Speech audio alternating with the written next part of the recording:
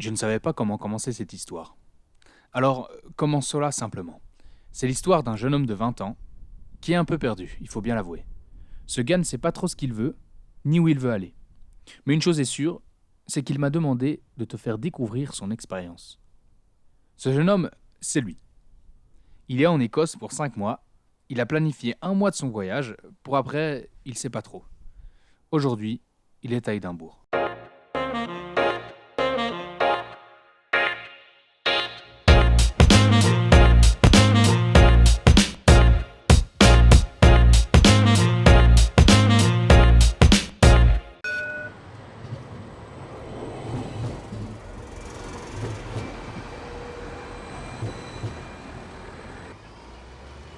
Partir en Écosse, c'est bien, mais se débrouiller en anglais sur place, c'est une autre histoire. Ça, c'est la seule chose qu'il avait planifiée. Des cours d'anglais pendant 1 mois et une famille d'accueil pour l'accueillir. La première partie du voyage peut en fait sembler très classique, comme un simple voyage linguistique. Mais en fait, elle n'est pas si banale que ça, et mériterait qu'on en parle plus longuement. Mais ici, faisons simple. Les cours d'anglais se sont super bien passés, il a rencontré pas mal de jeunes gens venus des 4 coins de la planète. 1 mois, c'est évidemment pas assez pour apprendre une langue, mais c'est suffisant pour vous permettre de progresser, de vous mettre en confiance. Et au final, le plus important, c'est d'oser parler. Peu importe comment, peu importe les formes que vous utilisez. Middle of nowhere. Par contre, il a eu difficile avec sa famille d'accueil. Je rentre à la maison, manger le casse-croûte à 6h. 6h, hein. Ah ouais. Ma mère d'accueil, elle rigole pas. 6h, hop, on mange direct. Non pas qu'il soit méchant, mais disons que le fossé culturel était bien plus important que prévu. Ce qui constitue en soi un très bon apprentissage. Même si sur le moment même, ça fait pas toujours plaisir. Ça aussi, ça mériterait qu'on en parle plus longuement, mais encore une fois, faisons simple. De ce mois passé dans la capitale, il en retire plusieurs choses. La première, c'est qu'il a beaucoup marché, et la ville s'y prête super bien. Les points cardinaux ne sont pas trop éloignés les uns des autres, et il suffit de grimper sur l'une des collines d'Hollywood Park pour avoir un panorama vraiment beau gosse.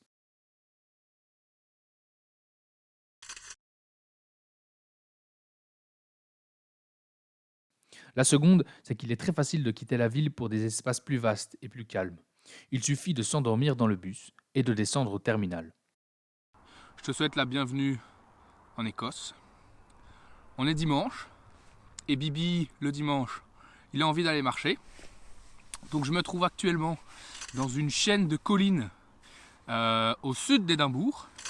J'ai pris le bus, j'ai été jusqu'au terminal du bus, au terminus. Je me retrouve déjà dans un décor plus que pas mal. Les Penland Hills, au sud-ouest d'Édimbourg, sont des collines où Éole règne en maître. Et ça, il l'a très vite compris.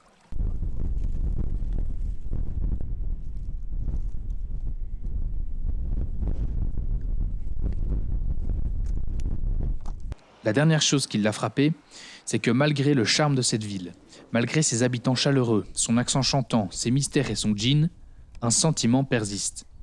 Le sentiment qu'Édimbourg reste une ville qui ressemble aux grandes villes européennes. Ce sentiment est bien là, et ça le dérange profondément. Donc pour trouver ce qu'il est venu chercher, il va devoir être plus audacieux et ne surtout pas hésiter à découvrir du pays.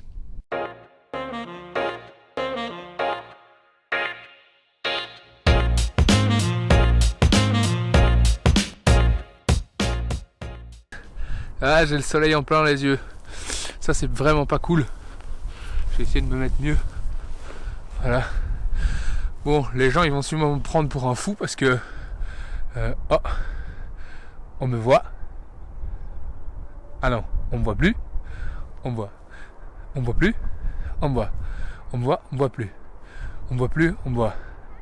On me voit plus, on me voit plus. On me voit, on me voit plus. Oh.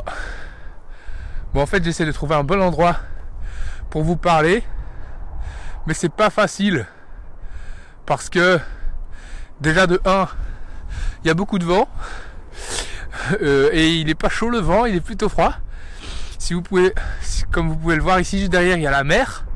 C'est le côté est de Édimbourg. Donc voilà, actuellement je suis couché par terre. Les gens autour de moi, à mon avis, se posent des questions, mais bon, c'est pas grave, je m'en fous.